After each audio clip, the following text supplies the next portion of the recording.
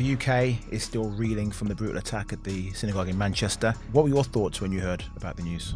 The anti-Semitism that has been boiling here for the past 2 years has exploded like a volcano of stabbing and bullets and blood. Alex, can you understand how this looks to the rest of the world? We have two conditions which are very straightforward. One of them is the release of the remaining hostages, and the other one is the complete dismantlement and removal of Hamas.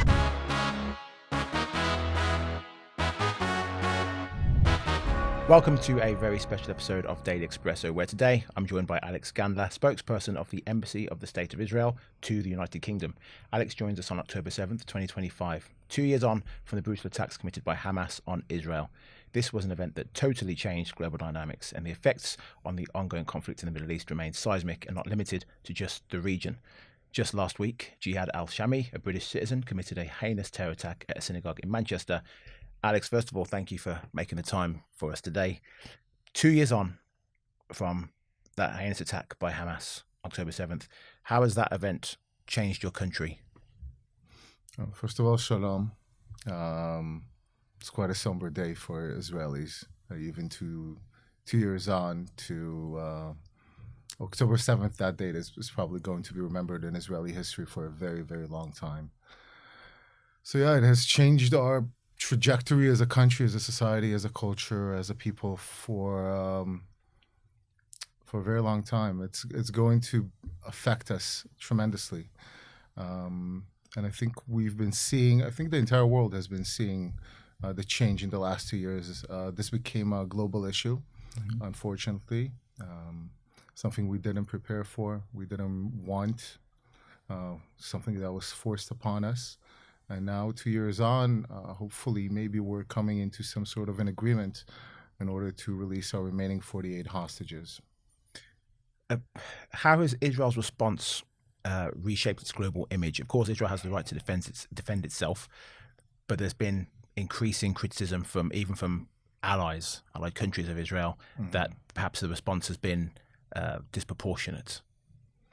It's an interesting choice of words, disproportionate. Disproportionate comes from a legal standpoint of what is proportionate and what is not in legal warfare. Disproportionate, or something proportionate, means a one-on-one scale. 1,200 Israelis were killed on October 7th. 251 were taken hostage by Hamas, dragged into the tunnels of Gaza. So in the minds of many, proportionality would mean let's do exactly the same one-to-one with what's happening in Gaza. Our understanding is that we need to do more than that. We need to not make this happen again, not repeat this several years later. And Hamas have said it pretty clearly. They want to do it again and again and again and again. This has been highly effective for them, this attack on Israelis. So our goal is to destroy Hamas. The proportion of what we're talking about at the end of the day is destroying Hamas in Gaza and bringing our hostages back and ensuring a better life for Israelis and for Gazans at the same time. So in terms of destroying Hamas, is it possible really to destroy Hamas? Because there are people who have survived from the bombs and from IDF bullets who are not part of Hamas. But if they've lost family members, they are now going to then want to seek justice perhaps against Israel in the future. So in order to eliminate Hamas, you're also then perhaps creating new recruits for Hamas. Yeah, I've heard that before. And let's be completely frank about it. Yes, possibly we are. But on the other hand, we're hearing other voices as well coming out of Gaza, of people who are tired of Hamas, of people who have been looking for an empowerment in order to get rid of Hamas, people who for the past 20 years were unable to rid themselves of Hamas because Hamas took the Gaza Strip by force in 2007. And since then, they've held it by force, throwing people off roofs, executing people in public for opposing them. So in order for us to empower those people as well, we're there, not for good, by the way. This is something that is very important. We're there for a very limited time. Hopefully it will come to an end quite close. But we're there to make this piece of land free from the ideology of Hamas. Yes, it's going to be hard. Ideology is not something you can get rid of. We've seen it with ISIS recently. But ISIS, who controlled vast swaths of land in Iraq and in Syria, does not hold them anymore. They still exist in the ideology of others, both here in Europe as well. But they don't control the land. They don't control the destinies of those people. And they will not control the destinies of the people of Gaza or the people of Israel. How important is Donald Trump to all of this? Very important. Very, very, very important. He's been the centerpiece of making this proposed agreement happen. He brought it forward. He was able to gather around quite an interesting coalition, something we haven't seen before, where you have the United States, you have Israel who are supporting this, but also you have European countries, the UK as well, and Arab countries, moderate Arab countries, and even South Asian countries. We've heard of them also supporting it. It's interesting where this will lead. I think we need to look into the future a bit and think about how this will affect not only Israel's global standing, but also the stability of the Middle East in a wider context, in order to understand whether these moderate countries look at the United States and President Trump as someone that can stabilize the region, create these coalitions of the wanting, and move forward with something probably even larger than just the Abraham Accords. Well, the UK is still reeling from the brutal attack at the synagogue in Manchester. What were your thoughts when you heard about the news? Yom Kippur for Jews is the holiest day of the year. We don't just say it as a euphemism. For us, the holiest day of the year means an absolute stop to the daily life we live. In Israel, it's an incredible day. Probably the greenest day on earth. All the cars in Israel stop moving. No one is on the street with a car. Everyone is walking the roads. People bike around, children bike around. It's this very solemn day where people go to pray, people fast, contemplate. So when we Jews move abroad and we look for the same tranquility that we have in Israel, we're looking for some sort of silence. And that morning, like every other Israeli diplomat, you're always connected to the phone because you know something might go down. And I received a message saying something has happened in Manchester, stay tuned. And little by little, the details of what happened started flowing. And I saw Andy Burnham on the news on BBC Manchester talk about it, explain that something happened in a synagogue.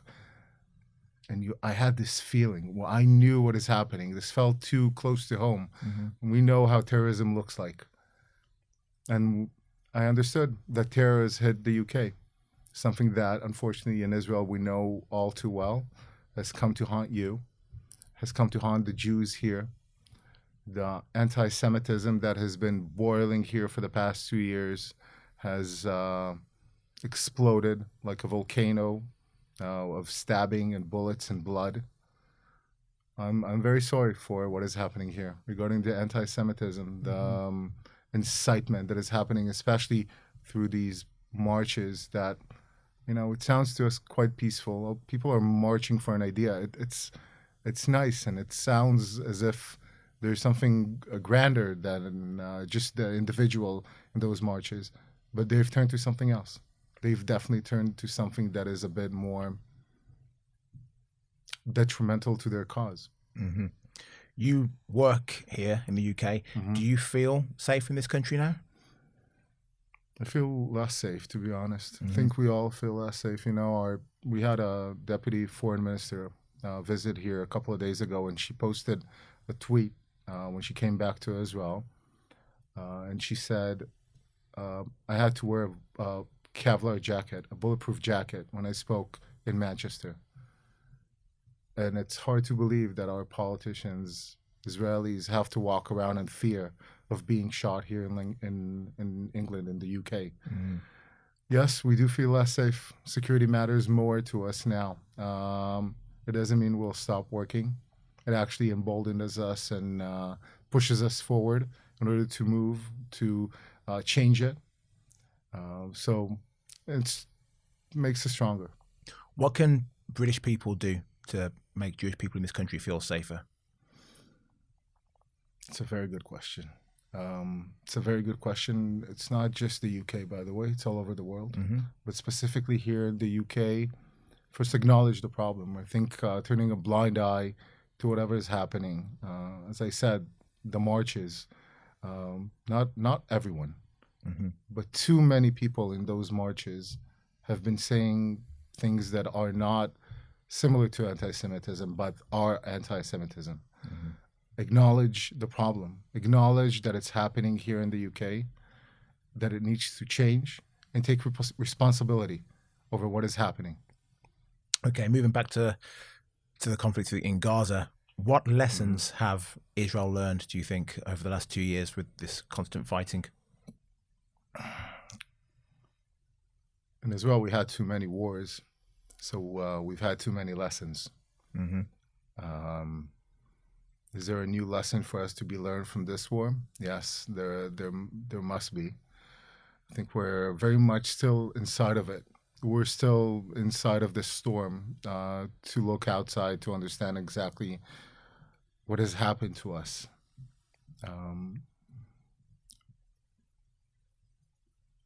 We have become much more united. That is for sure. People have, you probably remember the years of COVID here in Britain, where suddenly people felt in a way united to be dealing with something together. Life completely changing and suddenly changing for everyone.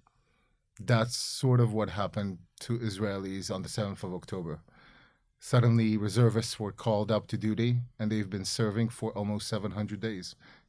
Mothers and fathers, people with families, people with work, with businesses, with responsibilities beyond army duty, something they finished sometimes decades ago, are called up to serve. And it makes us stronger because it's your neighbor, it's your teacher, it's your milkman, it's your taxi driver, it is your CEO in a tech company. It's basically everyone. We've become, the army makes everyone equal. That's definitely something that Israelis know. And that has taught us that lesson for sure. Well, speaking of mothers, one of the biggest criticisms of the Israeli government with regards to Gaza is the deaths of so many women and children, tens of thousands according to the UN. How does Israel justify this scale of civilian casualty? Well, this war is quite an interesting war in the history of wars. We've been fighting something that is called the urban war. The size of the Gaza Strip is not a big geographical size. Most of it was residential, and Hamas did quite a good job with digging themselves into the ground of Gaza, into the houses of Gaza. I saw a clip yesterday of a kindergarten in Gaza where the IDF found rockets, a machine gun, and a improvised explosive device. Hamas has taken over every possible place for civilian life inside of Gaza, and they've hidden as well. On October 7th, we saw them in uniform. Some of them, not all of them, but some of them were going into Israel with uniform. For the past 2 years, we've seen them in uniform only on several occasions, only when they released the hostages. In any other occasion, they specifically dress as civilians. I saw a video a couple of days ago as well, where Hamas terrorists have been attacked. And in order to escape, they grab a child off the street. This is a FLIR video coming off a drone. They take a child off the street and lead the child together with them in order to provide cover. Because they know we don't want to shoot a child. This is the reality that we're fighting in. Any civilian loss in Gaza, mothers and daughters and sons and elderly, non-fighting age men, are a tragedy. Mhm. Truly. It is something that every war needs to avoid. But it's also a tragedy that happens in every war. This is what happens in wars, especially in urban warfare. And the images you've been seeing, this is why this war is kind of special, or special in the history of wars, is the amount of footage that has been coming out. Besides Ukraine, I don't think we've seen anything close to it. And Ukraine is not an urban warfare. Ukraine, besides several cities that we had at the beginning where there was fighting, most of it is done in the field. Villages maybe, but mostly the field, trees, that's mostly what you see. Trenches. In Gaza, it's not that. In Gaza, it's urban environments, it's streets, it's shops, kindergartens, schools. This is where the fight is, because this is where Hamas is. But you have such a skilled and probably one of the most sophisticated armies in the world. Israel were able to kill Hamas enemies in Qatar with minimal civilian casualties. Just today, the IDF said, yesterday, the IDF said that they killed a key Hezbollah official in Lebanon. Again, minimal civilian casualties. Mm-hmm. So it would seem strange that they're able to fire rockets into other countries with minimum casualties. But in Gaza, it seems it's been a bit more reckless in terms of they are killing women and children and non-Hamas members indiscriminately almost. And you say about the clips, Mm-hmm. we've seen video clips of people going to get aid and then being shot at. Those videos we're seeing of those people, there's not people holding up children in front of them. Those people going to try and receive aid, and they're being shot dead. How would Israel be able to defend that? All right, let me talk about each of your examples separately. Okay. So regarding shooting precision-guided weapons and hitting specific individuals in a non-combat zone, Mm-hmm. militarily, that's easier because you isolate your target. You find a way when to shoot it. When you're fighting a urban warfare zone, together with infantry on the ground, when infantry operates, it has to operate very carefully, but also very fast. Because if they stand in one position, they'll be shot. So when you have anything on the ground, Mm-hmm. you operate differently. Precision lowers. This is why it's not a video game. These are people. The soldiers on the ground, they're people. Each and every one of them makes decisions. Sometimes they're better, sometimes they're worse, especially when they're in the middle of a city and everything is fast. And suddenly someone comes up from a hole in the ground like you have in Gaza. Mm-hmm. Because these holes in the ground, these tunnels, they're everywhere. So shooting at Lebanon or killing Hamas terrorists in Qatar could be easier. Okay. Regarding shooting people who are going to aid, Mm-hmm. we've been saying for quite a long time that Hamas, so these aid centers, the GHF aid centers that are operated by the GHF humanitarian organization, this American organization, Mm-hmm. They've been attacked by Hamas multiple times. A lot of the times, Hamas is trying to take advantage of people going there in order to shoot at them, in order for them to stop receiving food. Because Hamas was against the GHF from day one, because the GHF broke the monopoly that Hamas held over the UN in Gaza. Most of the workers of the UN in Gaza, including UNRWA, OCHA, OHCR, everyone, most of them, 95% of the workers, were local employees. A lot of them were people from Hamas. Some of them participated in the October 7th attack. We have their names.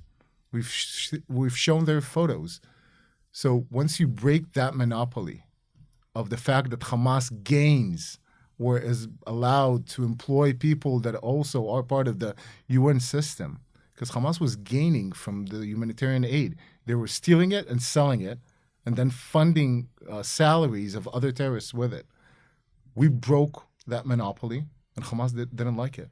And they started shooting at those centers, killing those people.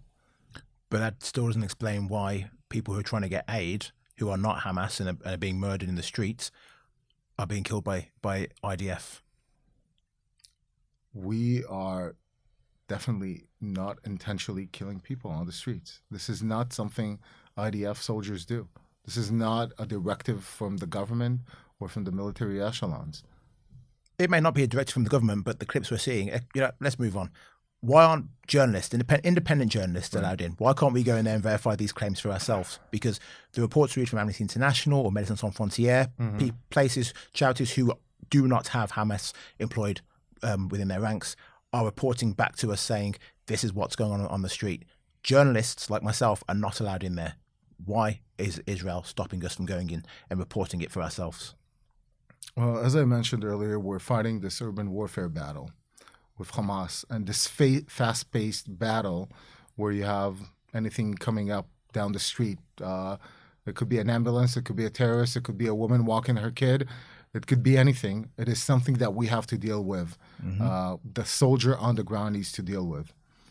Having journalists, which I immensely respect, your profession, especially war journalists that get themselves into the middle of hell, in that kind of an environment, they slow down our soldiers. Our soldiers will have to slow down in order not to hurt them.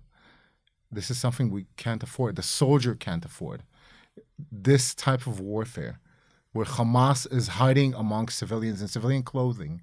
By the way, their tactic is it's quite ingenious, where they don't walk around with weapons. They store weapons in very strategic points. And then they walk to them without weapons. They grab the weapon, they shoot, drop it, and then walk back. So what is it? Is it a soldier, a combatant, or just a civilian walking back with his T-shirt? Because he's dressed like anyone else. To deal with that kind of an environment where you have soldiers and tanks and APCs and drones flying over, to understand that you also have journalists that you can't hurt, you don't want to hurt. But many journalists have already died. Many Algeria journalists have been killed in Gaza. Are we talking about the local stringers? Well, you can say that they're local stringers. The world will call them journalists. And unfortunately, Alex, can you understand how this looks to the rest of the world? I do understand. Because as we have war journalists, and many war journalists across time have lost their lives, that is the decision of the journalist to go and report on the front lines so the world can see what is happening. It's going to look a certain way to the rest of the world if Israel says, we're not letting journalists in because we're scared what's going to happen to you, and you're and you're slowing us down from winning this battle. But then we do not have any independent voice seeing what is happening. So you can say to me, this is, well, you're being told from your intelligence that Hamas are hiding weapons on the corners and they're using kids to defend themselves. Put an independent journalist in and have an independent journalist verify these claims. That would put all doubt out of people's minds then, that we know Hamas are terrorists, but the claims of who's being killed and why people are being killed, why can't we have an independent journalist or many independent journalists, whether it's a Ukrainian, whether it's an American, whether it's an Australian, whether it's British, whether it's a French, whether it's German, world press should be allowed in. The only countries who censor the press historically are regimes that are run by dictators. Israel is a diplomacy. So why are they not allowing us journalists to go there? Well, both what I said before, but also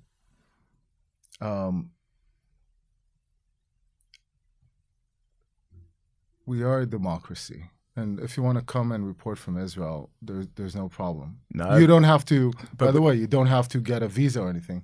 Fly over and start reporting. No one's checking you. Of course, but that's Israel. We want to see what's going on in Gaza. We know what's going on in Israel. We're allowed to go there. We're not allowed to enter Gaza, and that's where the conflict is happening. You're right.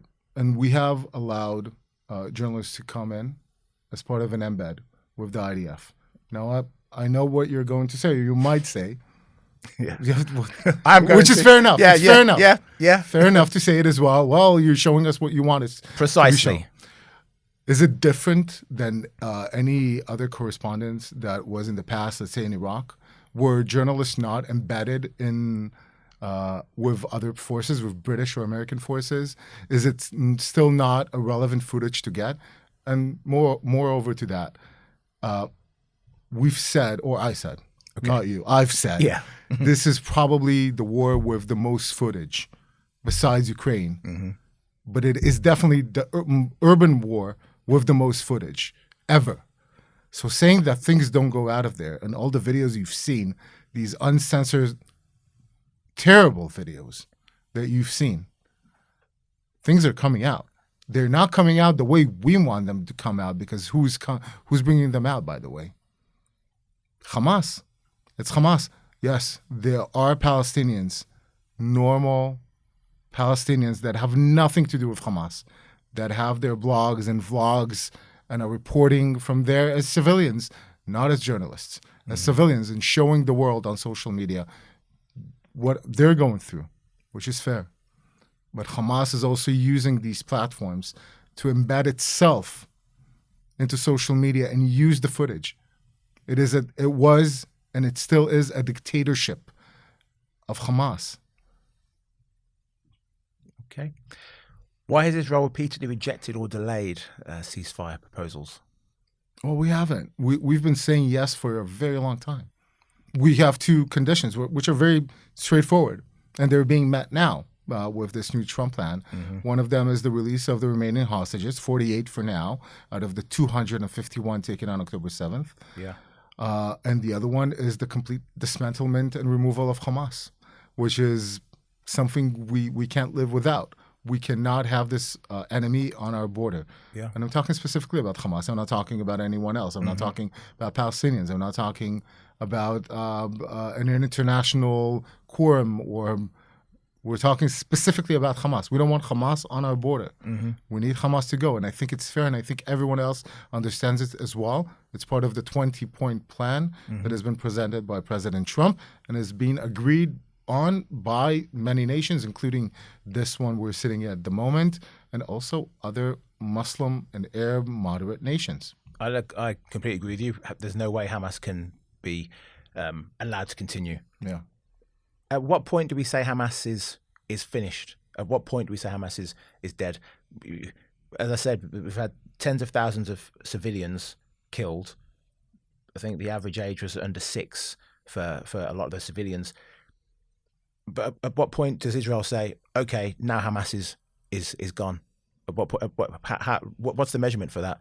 Because as I say, every child who dies, their father is going to want revenge. Every mother who is murdered, their sons are going to want revenge. At what point do we say Hamas is done now, and now we've got hostages back and we're going to free Palestine? At what point does that happen? Well, first of all, let me not agree with the point that every Palestinian that had a relative die will want revenge. Because not every Israeli that had someone killed on October 7th or throughout the years wants revenge. First of all, revenge is a very human emotion to have and understandable, to be honest. But also, it is something that we can live without. And I'm sure that as many Israelis can move towards a more peaceful future, so can Palestinians. And we can't turn the wheel back. That's it. We can only look forward and see what might happen. A brighter future. Yeah, it's, the rhetoric is, I might be able to use more colorful words, but still. I'm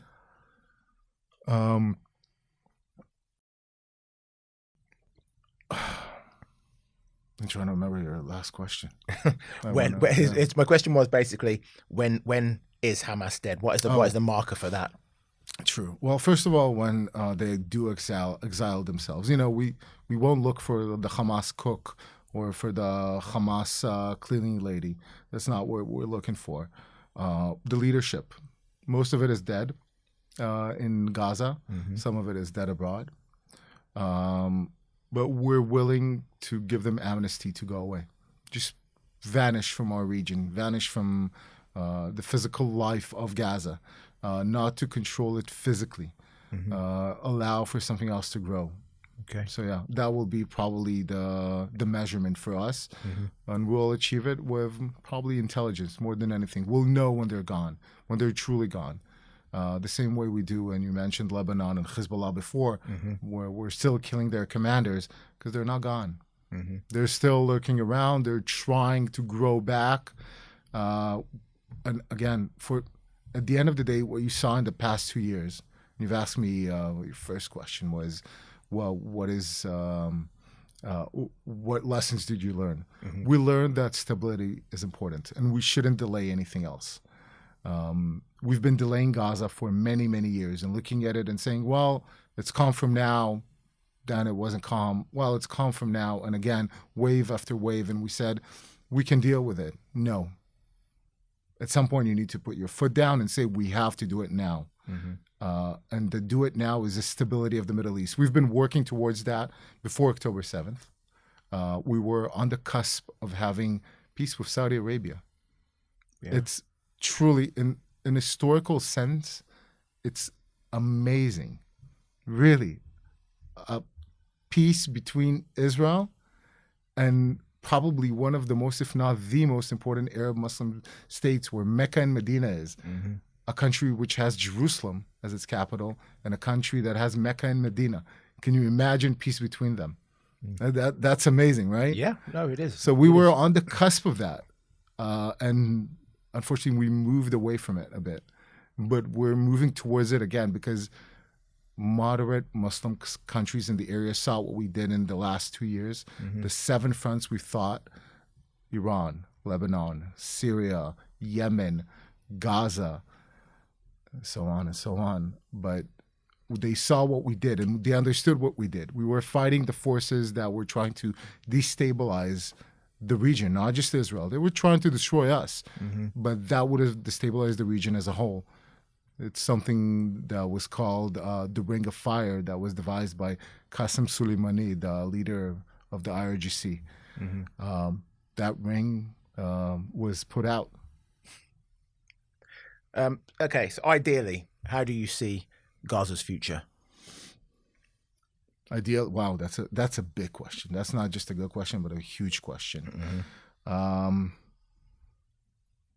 I wonder if it's President Trump's dream of building a real estate empire. I don't know. I really don't. Mostly, we Israelis for the past 2 years, we've also been reminiscing about Gaza. I saw a clip today from the Israeli News Archive that was talking about how Gaza used to look and how Israelis used to move around Gaza as well. So our way to Sinai, from Tel Aviv to Sinai, was straight through Gaza City. And people would just drive. It's a 4-hour drive. You drive down to the beaches of Sinai, which are wonderful. And you stop in Gaza, which was wonderful. And you had fish because they're great fishermen and they know how to cook. And you would buy dresses and you would buy kids' toys and you would buy furniture as well in Gaza. That's how it used to be. Is it the way it's going to be? Not for the foreseeable future. I think that's fair to say, and it's realistic to say. Is it what's coming in the next decades? I don't know. It's a bit too far. In our region, we think smaller. Tactically, we think smaller. Strategically, we think very far. But tactically, I think it's a bit too early. Hopefully, the reconstruction of Gaza, the reconstruction of the Gaza society, move them away from Hamas, from this totalitarian rule that they had for the past 20 years, and towards a bit more of an optimism, the same way that Israelis need to look at it. We're facing some difficult days ahead. If this hostage deal goes through, we're going to see 48 returns of Israeli civilians and citizens back to Israel. Not just Israelis, by the way. Israelis. Israel's going to release some of the hostages that they have as well. Well, we don't have hostages. What we have is Palestinian detainees. Yeah, some lifers, but I believe Israel has some dead Palestinian bodies also that they're going to release as part of the deal. Yeah, bodies of terrorists that infiltrated Israel on October 7th. No, really. Part of they weren't sent back to the Gaza morgue. They were taken to Israeli morgues. We're talking about terrorists who attacked Israel, and their bodies were preserved in order to return them. But what we're going to receive is somewhere around 20 people who are alive, both Israelis and non. The only one who is still not accounted for and is not an Israeli is Bipin Joshi. He's a Nepali citizen. The rest are Israelis. These are going to be rough days. We saw what happened to those hostages after 500 days, how they looked. After 730 days, how do they look? How do people that have been kept in tunnels for 2 years look? This is for Israelis that we're going to look back at our history. We have a word for it, Musulman. Something that reminds us of the Holocaust. Thin, weary people. Yeah. Tell me about your badges. Yeah. So the top badge, the bigger one, is Alon Oel. He's Israeli hostage. Still kept in Gaza. His family was here, and they've been giving this away. The color is symbolic. The yellow color, the same as the bottom badge, the hostage badge. That's the color that the hostage families chose for themselves in order to represent what hostages are. And you've been seeing this across Israel. I don't know if people understand that Israel has been living the past 2 years as one day. It's still October 7th in Israel. That's powerful. My final question to you. Tony Blair. Interesting, yeah. Yeah, a wonderful statesman. He's going to be heavily involved in governing post-war Gaza, it seems. Why him?